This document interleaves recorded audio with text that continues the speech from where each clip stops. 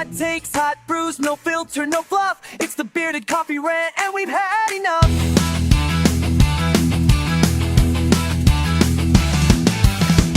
Righty-ho, fucktards. Grab a beer this week, preferably one that still tastes vaguely like beer, because today we need to talk about sour beer. And before anyone starts angrily typing a dissertation in the comments, yes, I have tried them. More than once. Repeatedly, in fact. Because every sour beer fan insists the next one will be the one that changes your life forever. But it never fucking is. Let me be clear. I love craft beer. I love experimentation. I love breweries trying weird things. This is not anti-craft beer. This is anti-pretending that something that tastes like fruit yogurt left on a radiator overnight is somehow the pinnacle of brewing.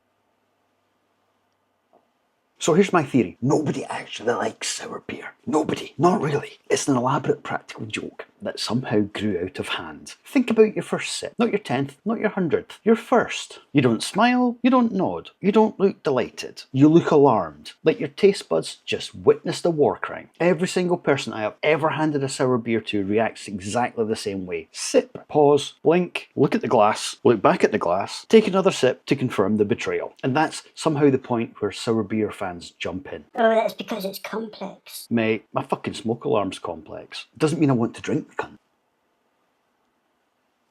And then come the tasting notes, don't they? The tasting notes are always absolutely fucking unhinged. You pick up the can, and it'll say something like, Notes of raspberry, gooseberry, mango, passion fruit, lemon zest, rhubarb, cherry blossom, elderflower, and mild regret. At what point have we stopped describing beer and started describing scented fucking candles? And why is every beer named after a fucking rejected indie band? Cosmic Raspberry Catapult, Neon Pineapple Apocalypse, Blueberry Quantum Frog. What happened to names like bitter, mild, stout? At least they sounded like beverages rather than fucking coding errors. Now, sour beer fans will tell you, You're approaching it wrong. am I? Because my approach to beer has always been pretty fucking straightforward. Step 1, drink the beer. Step 2, enjoy the beer. Somewhere along that line, sour beer introduced a 17th additional step and a support group. Oh, and can we talk about the faces? Nobody ever talks about the faces, because every sour beer tasting event looks like a gathering of people trying not to sneeze. Everyone's face folds inwards. Eyes squint, cheeks collapse. The entire human head attempts to retreat inside the body to get away from the flavour. That isn't enjoyment, that's fucking survival.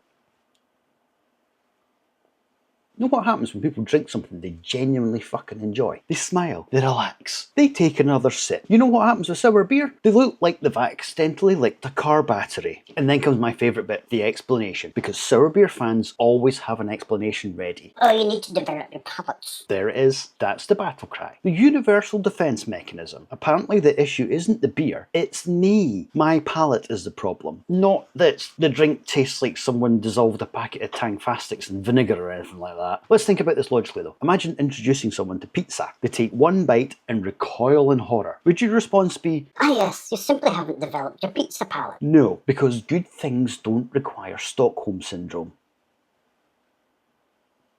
And the breweries, they just keep escalating this fucking charade. Every year the flavours get more ridiculous. It used to be cherry, then raspberry, then mango. Now we're apparently one release away from fermented dragon fruit, kiwi, guava, marshmallow, vanilla custard and birthday cake. At this point you've accidentally made a smoothie, my friend. And they somehow keep getting fucking thicker. Why are they thick? Beer should not need chewing. If I pour it and it arrives in stages, something has gone very, very wrong.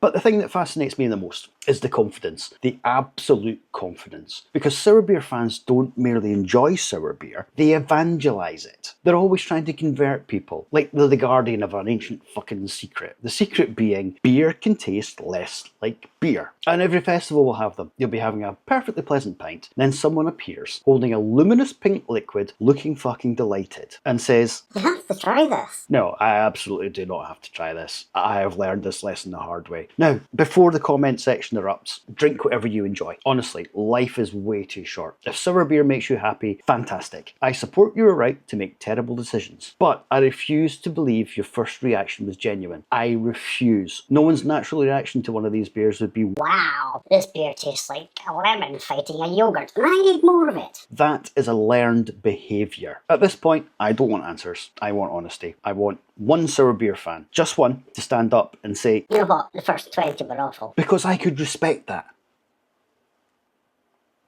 So here's my plea to breweries everywhere. Please, for the love of hops, stop trying to make beer that tastes like a fruit salad having an identity crisis. And to sour beer drinkers, I admire your commitment. I respect your bravery. But I remain convinced that this entire category began as a joke, and everyone was too embarrassed to admit it.